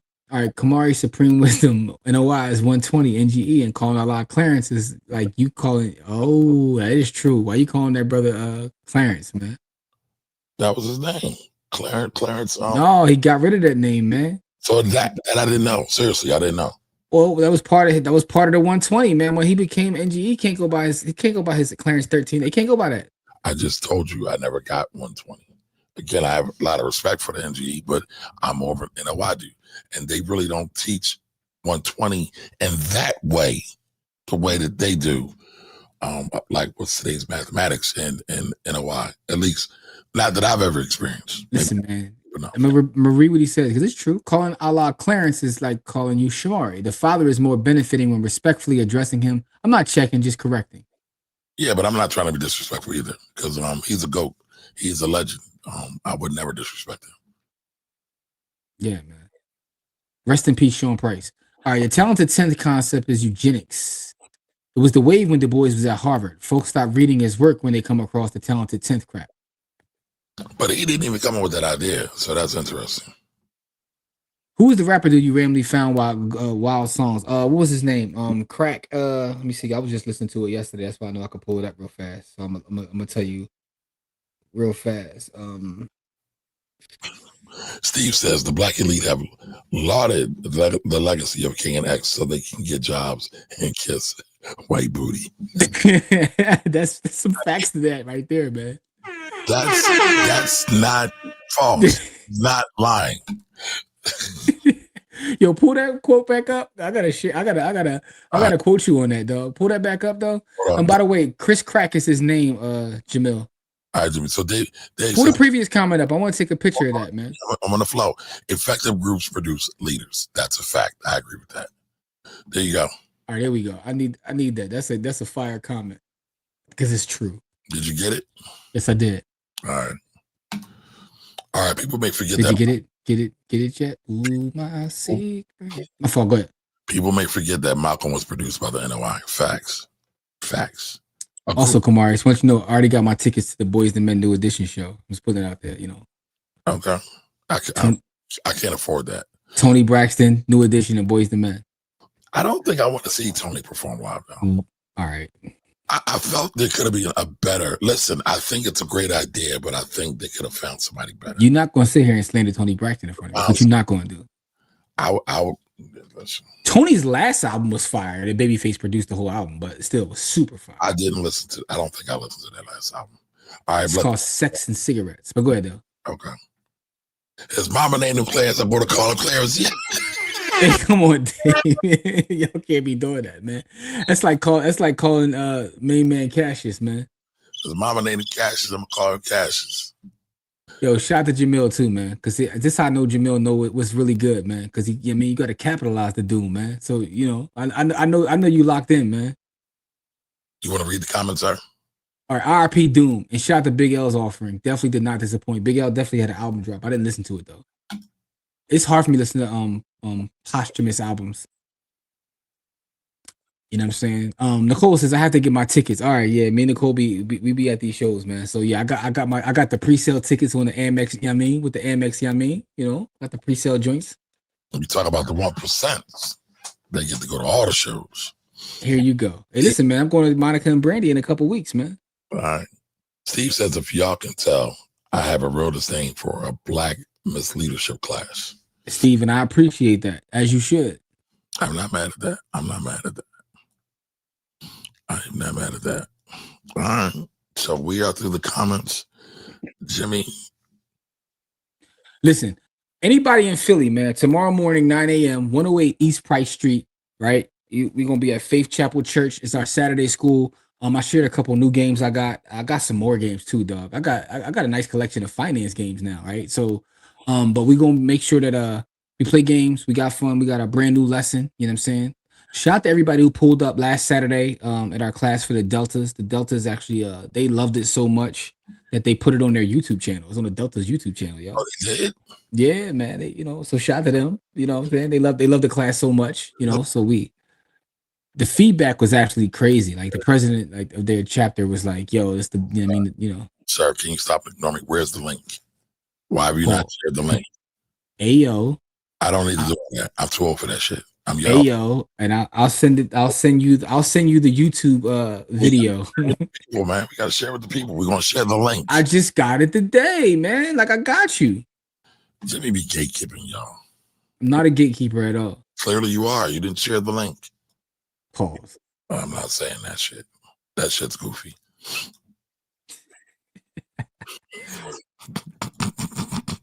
So our class was super fire. The feedback has been amazing, man. And, it's going to get us invited in a lot more spaces, man. So I'm very proud of the work that we're continuously doing. And tomorrow that work continues. Like I said, our Saturday school, salute to the youth. We want to make sure we feed them, get them a good meal. We got some special guests coming out to speak to the kids that pull up tomorrow. Y'all, Jimmy was skimpy on the chicken last time, so I had to put in a double order. Whoa, here you go. Here you go. Here you go. Listen, man, I need my chicken. So Jamil, as soon as I get off here, because she sent it to me, but I don't have it on top of my head. But I'll make sure you get it, beloved. It wasn't enough time, but I enjoyed the presentation. Thank you, Cookie. Yeah, definitely appreciate it because we was cooking. Like we had a couple more slides to get to. So what me and Kamari have decided is we're gonna take that same presentation, make a couple more tweaks, and we're gonna bring it to the village, a village exclusive joint. We're gonna, but the village one, I ain't gonna lie to you, and this is Kamari's words, not mine. It's gonna be a lot more ratchet. It's gonna be some more, We're gonna have fun. We're gonna have more fun. We were a little more. We were reserved because we were with a group of intellectuals. So the D9. All right, I'm not gonna go on my D9, man. Shout to the D9 though. The sisters be smart. Not Shout to the Kappas too. The Kappas donated a bunch of bread. Like the Kappas actually pulled up last night deep and donated $10,000 to each school. Okay, they donated $10,000 to us. No, I was talking about the schools from last night though. Oh, I was talking about the Bonneville Academy. I was about to say who gave us. Be like that. No, that's gonna happen. That's gonna happen, man. And shout out to all the D9 because I'm going to all the D9 folks I know. And listen, Bonneville Academy is an official nonprofit now. All right, so hit the cash. God. All right, listen, we got the Bitcoin giveaway. What should our bag be? Steve said, I'm going to keep my D9 comments. I'm pretty sure Steve got some fire for D9, yo. I'm pretty sure Steve got some real fire thoughts, man. You know what I'm saying? Anyway, what should tonight's giveaway be, man? Give us some hashtags, man. Hashtag intellectual. We need the hashtag. Yeah, give us some hashtags for tonight's giveaway. How many? Jamil, help us out. We need how many sats for $25? Oh, by the way, I want to give Jimmy his props. I do. I really do. I don't even know what you're about to say, but thank you. I've been going crazy on the fold. I've been getting all kind of sats just for shopping. So hey, listen, man. The full sats add up, though. Listen, I'm gonna show you something real quick. I don't even be letting people in the mind. Between fold and I got a couple other strategies. You know what I'm saying? Fold is just one of them, but So Jamel says, what's the deal on the reads versus physical and the Houghton Daniels video? I don't know about the Houghton Daniels. Who's that? But listen. Oh, we talking about AE Daniel, the brother from Detroit. Me and you had a conversation about doing that one too. Yeah, that was Friday. We definitely gonna get into that. Like we work. Listen, Jamil, we did like we have a bunch of stuff shot. It's just like we gotta get it out there. We didn't shoot on that one specifically, and Jimmy said we were going to do that one person. But actually, it was. I'm gonna show you what I got in my fold. How many sets I got sitting in fold right now? Right. The other thing, real quick, Jamel, is that the reads versus real estate conversation was supposed to be about me to help me make a decision about where I want to go in real estate. Jimmy just kind of hijacked and said he wants to do a full presentation. Here we go. I said Jamel didn't want a full presentation. He wanted a conversation. I wanted to have data, facts, and science. I ain't want to just go here. You talk about your feelings. So Jamel, well, I am talking about my feelings. Why are you trying? But I want to have numbers because if you're gonna make a decision, let's have the numbers. Why do you want to invalidate my feelings, Jimmy? That's very anti-intellectual of you, sir. Look at this right here, right? Let me show you this real fast. Put that down for a minute. So Jamel, tell us what you want. Do you want a full-fledged presentation or more of a conversation? All right, what you got, Jim? No, I was going to show you like what I got sitting in my account right this second that I got to cash out at is right here. So this I got 862,592 sats that I got as rebates, which is kind of nuts. But as you can see here, I got close to 12 million sats just off fold alone. It's all fold alone, by the way. So what's that? Let's see how many sets that is. It's like 12 million. Oh, that's more. Well, put it like this: 12 million is more than a tenth of a full coin. Now that's not.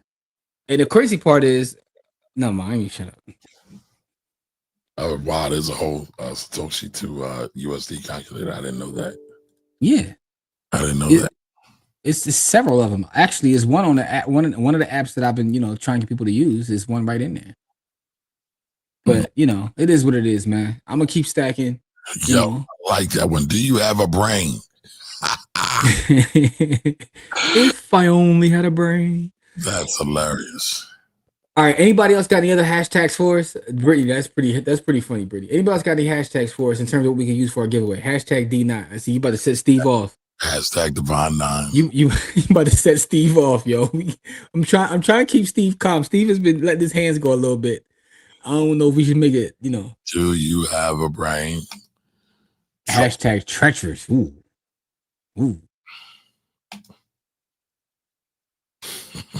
That's just off fold. I probably got like another 12 off of Gemini. You know what I'm saying? I've been running a Gemini play lately. Gemini been going nuts. Thanks for the spin reminder. Yeah, every day. By the way, Kamar, every day you get a free spin when you get like sats every day just for spinning it. Yeah. I think I got 10 today or yesterday. Yeah, man. Usually I get like 5. All right. I appreciate both conversations for the overall village. Remember, I'm disabled and 50. I ain't got time for contractors, walkthroughs, and tenant headaches. All right, so that right there, I think you answered your own question, beloved. Yo, by the way, me and Kamari shot some content the other day in the field. Actually, in the field, I was walking Kamari through a property that I'm turning over right now. So we shot some content on that, and that'll be out, sooner rather than later. Y'all wildin'. Yeah. Y'all, when y'all see this content and y'all see the amount of trash that this tenant left out in front of the crib, y'all gonna be like, what? And of course, I got full. Let's go. I'm running it up on Gemini and Coinbase Amex. So, Steve, I was going to ask you, I don't know. I'm glad you said that, Steve. How do you like the Coinbase Amex card, right? Because I was going to get it, but I was trying to figure out, is there a need considering what I'm doing with Gemini? Because I'm banging Gemini over the head crazy. Like, for instance, this next project that I do, this real estate project I'm doing, I'm going to run the entire rehab on Gemini. And that's one of the secrets, right? So back in the day, when there was other cards that was giving crazy sats out, I ran, and matter of fact, that was the crypto.com card back then, right? And you would get the crow.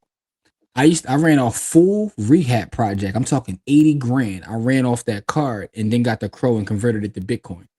So, that was before the market went crazy. I don't no longer use that card. But Steve, what I want to know is the Coinbase Amex is on par with Gemini in his opinion. Okay, all right, that's good info. Is there an annual fee with that though, Steve?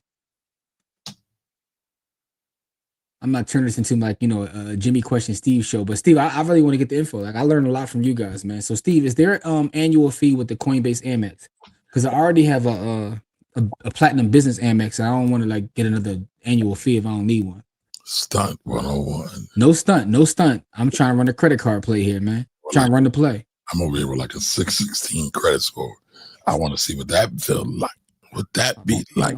Yeah, I mean, I'm a little. I got 800, but $49.99. All right. I can justify $50, man. I'm about to apply for that. You gotta. Well, I already have a Coinbase account. Steve, do they give you credit to get me to sign up for a card? Because if so, send me your affiliate link. By the way, y'all, I don't care if I crack the billionaires. I still need y'all to sign up using my affiliate links. So I respect the affiliate link game too. So if I need something, y'all got it. Send me your affiliate link. So Steve, if you got the affiliate link, go to the village and send me the affiliate link for the Coinbase Amex. I'll sign up tonight. I hope you're not triggered, Jimmy. I'm a little triggered, bro. So this is out front of the crib, dog. She just left yeah, man. And you only showed the other side. Yeah. Come on, man. By the way, y'all, this footage he's showing you. So I had a tenant. I ain't gonna name no names, but things wasn't going well. So in lieu of an eviction, just move out at a certain date. Cool. But I didn't know move out mean just throw your trash right in front of the crib though. Like what we doing here, man? She was trying to be compliant with the move out order. Now, here's what I will say though. We got it taken care of though. You know what I mean? Shout out to Kamari. Kamari's guy came through and took care of it. You know what I mean? And by the way, so the video footage we got, I had Kamari out there to look at the outside, but also we walk through the house. So you get to see, what a typical Philly road home, looks like. Cause yeah. And I'm gonna do it before and after too. So shout out to Camille. Camille's gonna take a look at this week and get all the rehab work done. And I'm trying to figure out, I'm gonna run it a rehab. Now, listen, if you got the affiliate link and you can shoot it to me, I might try to run it through the Coinbase Amex. Let's get it. What credit score you need for that thing? I'm trying to see what that feels like. I need an 800. It's funny because I definitely hit an 800. I got me a screenshot of the 800 just to show people that I once hit an 800. Because once I saw that, I went and banged him up. I'm at like a 779 now. so I'm not too far off. But I 21 points. no, but what I'm saying is, listen, bro, that's years of building. When I went to, speaking of going to HBCU, when I went to Lincoln, I tore my credit up something terrible. Terrible. All right, so listen, y'all, we need our hashtag. What we got? I know we got D9, we got Divine 9. I know we had Do You Have a Brain? Y'all Wallen, Dr. Mark. What's it going to be? What's it going to be? Treacherous. Cruise the world with pearls. Gator boots for girls. Let's think of some. What's some other ones you got to throw out there? We talked about anti-intellectual. We talked about WEB. We talked about, we talked about a lot, man. Let's make it hashtag FLH. Fannie Lou Hamer. I love Fannie. I do too. I absolutely love her. And for those who don't know who Fannie Lou Hamer is, or don't know a lot about her, there's a lot of stuff. Look her up on YouTube. There's also footage of her speaking or whatever. She was so passionate. She was so super dope. And I think that, to me, she's one of my sheroes just because she was about that action and she cared about her people. Facts. So make sure that, for those who don't know, go do the knowledge, man. Hit the library, man. Facts. Hit the library, man. She's super dope, man. So I want to show you something, Jim. So on the top of the show, we were talking about grief. Yes. Dark side of Black wealth. So yes. I want to show. And by the way, I want to have that as a full-blown conversation, man, because, I mean, but it's just like, a lot of things have been triggered for me. Like we did the whole Protecting Your Legacy event earlier this year in March. I feel like we need to run that back and do it again. I think the fact that we did that and what happened is like, is right, because our sister stole the whole show. Oh, yes. And for us to have that conversation and for her to be in the space doing that, and then what happened, it's like, whoa. Yeah.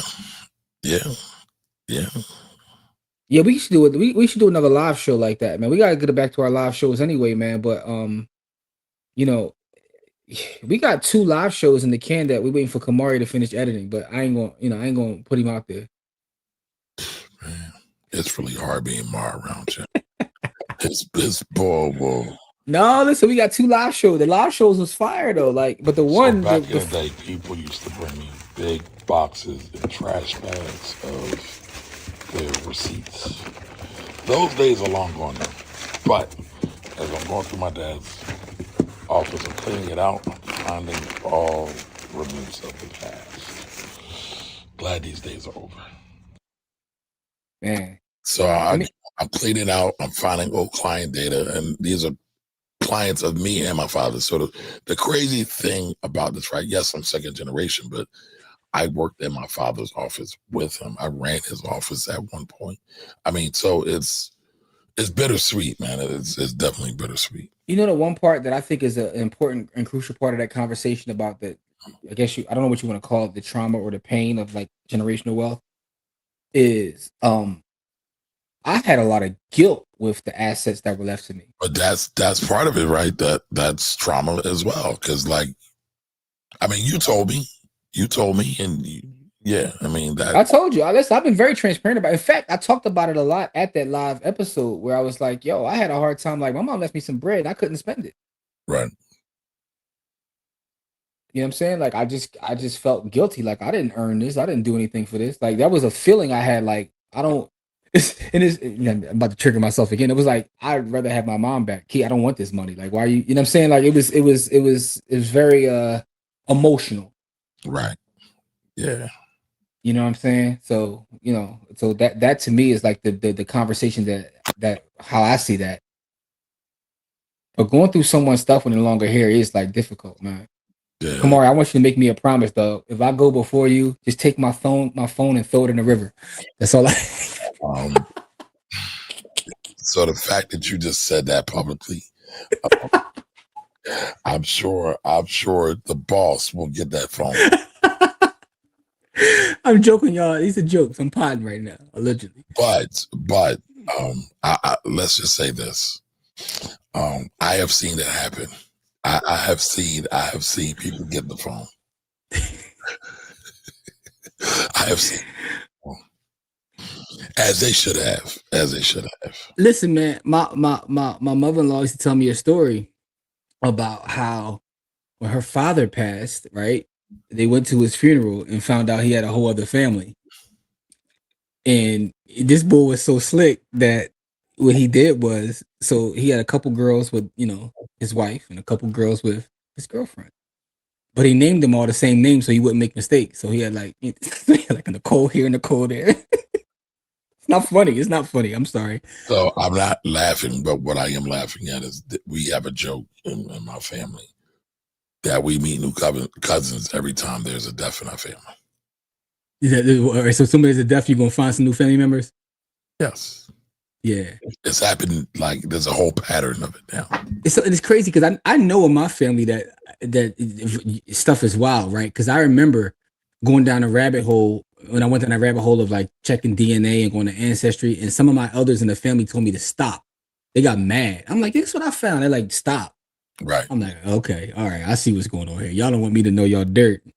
Oh, I mean, talk about family secrets, right? So I found this out after my dad passed, but I was reminded of it today. So my grandmother, her mother, your father's mother, my father's mother, okay, my father's grandmother, I never met. Okay. This lady named my Aunt Daisy. And then come to find out, I'm looking at the grave marker that my dad got was that my Aunt Daisy was married with my grandmother. And it says, may you rest forever with your mother. Oh, whoa. I was around my great-grandmother, didn't even know she was my great-grandmother. And damn, I wonder what the story was behind that. Yo, that sounds like a S.A. Cosby novel, man. Or a Lifetime story. Yeah, whoa. That's like the Jack Nicholson story. You ever heard about his story? No, but you just saying S.A. Cosby just means you agree that he's a GOAT. You just want to. I agree that he's phenomenal. He's super. I love the brother, but I don't GOAT is like heavy. As I feel that, she said I just had to find my dad to send for a speaking engagement and got missed all up over again. Yeah, man. Listen, hey, Joyful. Oh man, listen. To me, Joyful is the it's a good thing and bad thing. Like with my mom and even with Tracy, it's like those Facebook memories. I check my Facebook memories every day to see like what was I doing last year or the year. Like, I always do it, and it's always those pictures, man. Like, Jamel says I felt that way about my old Earth. For the olds who don't know the language, that's his mother and old dad bread that I didn't ask for. It was forced on me in both instances. Yeah, so Jamil, you know exactly the feeling. Like you know what I'm saying? Like, yeah. It's so wild. And it's funny because when I tell people that haven't been through it, they don't get it. Like they be like, "What you mean? Like that's a good thing." Unless you like you don't get the guilt that comes with that, right? But when you've been through it, you know. And that's what I was laughing at Ant's comment. You know what I mean? I'm a minute behind, but I just got all them S-Dub images in his phone. But Jem got all those S-Dub images in his phone. Shout out to Productions. I'm podding, man. Anyway, but no, that's a crazy story. But listen, real quick, the Jack Nicholson story. So he was raised with his sister, right? You know, by his parents. And come to find out, like, you know, through people dying or what have you, the person that was his sister was his actual mother. And his parents that he thought were his parents were his grandparents. But his sister, well, which was his actual mother, she was like a teen mom. She was very young. So basically her parents said, we're going to raise the kid. But the whole time he thought was his sister, had a brother-sister relationship, was his mother. And yeah, he had to get therapy on that. Like he was kind of, you know. Yeah, that's rough. That is rough. Say that to say, it ain't just our folks. Family secrets and family. Like everybody out there got some family dirt, doggy. Listen, humans are going to human. That's the thing. We talk about Black stuff because that's what we are here knowing and are about. But I remember being on Ancestry.com and I start asking questions. I'm like, hold up. So Uncle such and such, he married his wife when she was 13 and he was 30? They like, it was different back then. I mean, okay, I hear you, but 30 and 13 is a little wild. Was different, but it was still wrong either way. Like it's a little wild, doggy. Like, you know, especially when you read on the Ancestry, like such and such parents had to like sign them over. It's like, you know, okay. All right, anyway, so go with hashtag FLH, right? Yes, hashtag FLH. That's the giveaway, y'all. By the way, if you do win, go to your Cash app, hit the up and down arrow, go to Bitcoin, hit the up and down arrow so you can receive. You'll get a QR code, tap the QR code, you will get your lightning address. Get your lightning address, send that to moi. I will get you paid this evening. Let's do it this evening. Go to the village, and in the village, you can send an inbox or you can send it within any of the chats. So Chris Tucker, it's funny. I just watched that movie because it was him and it was Nunu. Not Nunu. What's her real name? Damn, the boy from LA that got killed. Nipsey's wife? Yeah, Nipsey's wife. What the hell is her name? Her name Nunu, dog. We all call her Nunu. They ain't just a you thing. We all do that. Lauren London. Yeah, Nunu. Nunu. Yeah, Nunu. But yeah, that did happen in Tyler Perry movie because that shit really be happening, y'all. Really be happening. I mean, we don't like to talk about it. We don't like to think our people's is ratchet sometimes, but yeah. Ratchet is, ratchet does. Yeah, man. All right, FLH, we got 7 entries so far. Come on, y'all. Let's get to it. Let's get to it. Yeah, man. If you got to share it on the screen, that's the giveaway. You know what I'm saying? That's how you get people to. But I digress. Yeah, but I digress. Please do. But I digress. Please do. Yes. FLH, that is our hashtag for our giveaway. If you win, let's get this wrapped up tonight, man, so I can focus on this camp tomorrow. I'm excited about camp again, man. Special guest coming. You know what I'm saying? 108 East Price Street, Philadelphia, PA 19144 is in the Germantown section. Faith Chapel Church. We'll be live in living color at Faith Chapel Church. Come build with us. So, Jimmy, somebody just sent me a text saying that Section 8 is shut down too. Is that true? Whoa, since when? I ain't getting no Section 8 shut down. I got my...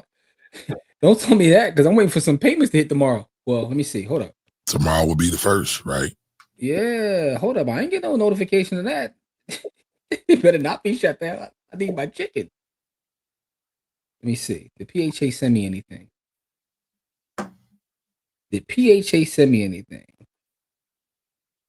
All right, let's get these in, y'all. Hashtag FLH stands for Fanny. Because I'm gonna tell y'all one thing though. If the intellectual genius from Mississippi. If they shut Section 8 down, y'all gonna see me at the next No Kings March. That's what y'all gonna see. Jimmy, don't forget that Delta link. I got you. He probably can look on his phone and share it with us right now, but he won't do it. Here you go. No, it don't work that way, beloved. I got it's on my other phone. Like his other phones are not connected to that phone. But it's not. I don't believe you. You need more people. No, I'm being real with you. 22,785. Somebody asked me today, Jimmy, am I on XRP? I said, Jimmy told me I'm not allowed to get XRP. No, you're not. Save your bread. You know what I'm saying? Steve, I don't know if Steve's still here because I didn't get the maybe Steve. Let me see if Steve's still in the village. I'm trying to see if you got the Amex link before I sign up for it, man. I ain't trying to, you know what I mean? I'm trying to see if you, get you a couple of hours. Yo, all right. So with that being said, though, how many people we got in there now? Come on, we got 10 people. We got way more people watching than that. Why everybody ain't signing up? Y'all ain't trying to get these sats? They shy. They don't want no money. No, I don't see nothing about Section 8 being shut down. Let me check this, man. Because you got me shook over here, B. That's my business partner. What you mean they shut down? Because guess what's going to happen? No, it says they're going to continue.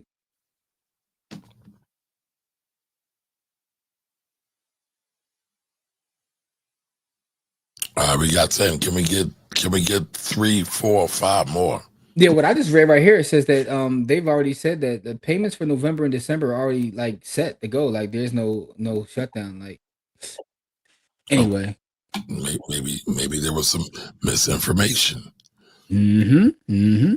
Look, they would cut staff before they start shutting them down because although I did see something today that was kind of like troubling because again, my conspiracy theory brain, it works a little weird.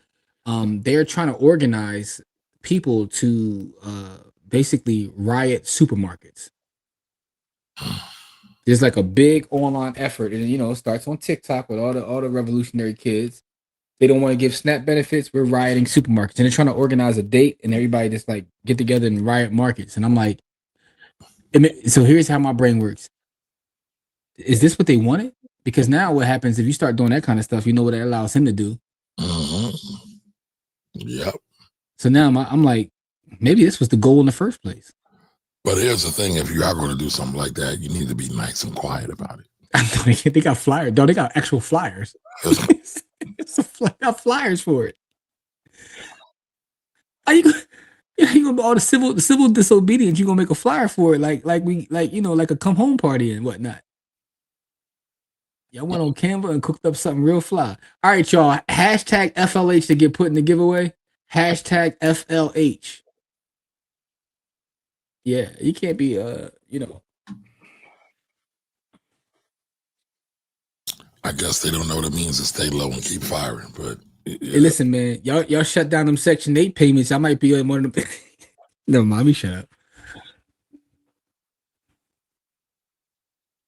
Cookie said, Kamari, stop begging people to enter. Let's go. She wants to. Okay. Enough said, Queen. Enough said. Hey, look, Cookie said it, so it is what it is. Like, we got way more than 11 people watching. We got tons more people watching, but for whatever reason, y'all ain't trying to get this money. Hashtag FLH. Y'all got 10 seconds. They don't want this money. 10, 9. So it's gonna be amongst y'all 11 then. 7, 6, 5, 4, 3, 2, and 1. Let's get it. Shout the Cookie. I hope Cookie wins. I do too. Well, I hope anybody. Good luck to everybody, man. I ain't trying, but Brittany, hold up. Didn't Brittany just She won like last week, 2 weeks ago. Either last week or 2 weeks. Brittany, hey Brittany, so Brittany, at this point, you know how to send me that. You know what I mean? You're mean, so send it to me right now. I'm gonna get it to you, Brittany. I'm gonna pay you. So, by the way, I see P Morton in the comment. At first I thought it was PJ Morton. I thought he was checking out our show. So that's his favorite entertainer right now, yo. Yeah, man. Yeah, look, right now, PJ Morton is my favorite entertainer in general. Right? My favorite entertainer of all time is Steve Land. Congratulations to Brittany. Go ahead. And I think PJ Morton is the new Stevie, but that's either here nor there. But I just want to put out there that PJ Morton got a new album dropped today. It's a live album. It's super fire because he's the GOAT. Brittany says she's here. Brittany, send it to me. Shout the little man in the picture. The little man in the picture look mad devious. Pull up Brittany's joint again. Shout the little man. Is that a I can't tell if it's a boy or girl. Shout out to the little one, I should say, but looks mad devious though. We support the babies here. You know what I mean? The Black Wolf Rebels support all the children's. All the babies. You know what I mean? So Jamil asked the question. I don't know. Let me see if I've watched that before because I watched so much stuff. Let me see if I don't know it by name. I'm gonna pull it up though. My Jones I was just watching a Hassan Campbell video, but let me see who the wise investors. Why do you watch him? Because some of them Jones be funny. Oh my god. The wise investors. All right, I have seen this channel because they do. Don't they do like? They the ones that got Charlie Munger on all their thumbnails. That's how I remember it. Oh, hey, listen, Lorraine, thanks for telling me that. I didn't even realize that. So we're at what we in now? It's not spring, so that's spring forward, fall back. All right, so it's fall back. So we actually go back an hour. Yeah, spring forward, fall back. So yeah, we get an hour back. Get an hour back, man. Anyway, all right, y'all. So with that being said, Brittany is the winner. Congratulations to Brittany and Jamil. I'm familiar with the channel. I'm about to subscribe now though, because I'm always down for some Charlie Munger wisdom. With that being said, those coming tomorrow, we'll see you tomorrow. I just looked it up. So to get an Amex, it said I need about a 670 to 730 credit score. Okay. So let's see if I can get me a Coinbase Amex card so I can be rich like Jimmy one day. Yeah. No, Gemini, you don't need that. Look up the Gemini, John. See what you need for Gemini. Gemini is dumb fire. Matter of fact, I got another physical card on me. It's orange too. It's fire. So it's just a Gemini. No, this Gemini credit card. Just to see what. Don't sign up for it because I'm gonna send you my affiliate link if you got the score for it. But the thing about the Gemini card is they got like special categories. I get 4% back on gas. A score between 670 and 850 is generally considered good. enough is what Jim and I was looking for. Where you at right now? I got some work to do. Okay.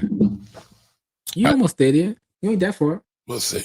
I just got dinged a little bit because I only paid a minimum payment on one card, and I ran it up a little bit. Listen, man. I just paid it off, so it'll catch. My DTI about to go nuts because I'm about to run everything through this card to get this because I know to get this house back rented. You know what I'm saying? Get what back rented? The house I walked you through. Yeah, DTI ain't gonna go crazy for that. You need like $5 to get that thing up, man. Stop playing, man. All right, so for those who don't know, Kamari just went through a full like renovation, so now he looks at everything as being like next to nothing. No. So I know I am a baby when it comes. Well, not really a baby because I've had other investment properties before, but now I'm full-fledged into it. I have done other renovations before. I've had tenants trash my properties way worse than yours. Talking about punch holes in the walls, defecate on the floors, urine on the floors, break toilet bowls, break. Who the hell was you renting to that was defecating on your floor? Somebody from District 12. One of them anti-intellectuals from District 12. Definitely was Yo, defecate on the floor. That's not even human. Like, what's wrong with you? Listen, it defecate and urine on the floor, dog. So, yeah, I've been there, man. And that joint's light work. Jimmy about to edit thing on the market, getting his cheese. Hopefully, Section 8 won't stall him out. He'll be money coming. Because I swear on everything. I was definitely joining Section 8 that joint. Because Section 8 right now is paying like 17 over there. So, jeez. Yeah, 1,700. Damn. Can I borrow $1, bro? Let me get the tenant in there first. I'll give you $1, doggy. Once I get that house turned over and get a new tenant in there, yes, you can get $1, man. You know what I'm saying? Anyway, man. So, oh, by the way, and you're gonna see footage of that too, because what I mean by we've been shooting a lot of footage. We've been working, but in the village, you're gonna get all of this before everybody. So we got Kamari's before and after. Kamari, when you want to tell them the name of our new project? I don't know. That's a good question. That's a good next week. Okay. Next week we're going to tell y'all the name of this new project we got coming. It's a real estate based project that we're working on, but we got a lot of like in-person live footage. And Kamari I got the before and the after video of this whole rehab he's done, which is super dope. Because I just watched it yesterday, just like trying to get everything together. And yo, you had please, sir. The before Jones was crazy, bro. It's a big difference, right? Yes, it is, man. Because now he got Peruvian tile in the bathroom, y'all. Wait till y'all see the Peruvian tile. Listen, I need that Peruvian tile and everything. I ain't got Peruvian tile in my own home. So you saying you doing your investment properties better than your own crib? Yes, because that's obviously going to pay for my own crib. Yes, absolutely. I wonder how many investors. That's a great question. You gotta start asking people that. Like, have you rehabbed the house better than where you live? That's a good question. We gotta ask that to some of our investor friends. Listen, man, I was even thinking about, because I'm thinking about, they say you should move every 5 years so you don't get settled. I was thinking about maybe finding like a trash joint, rehabbing it and moving into it. And then you come back with us peasants in the city, bro?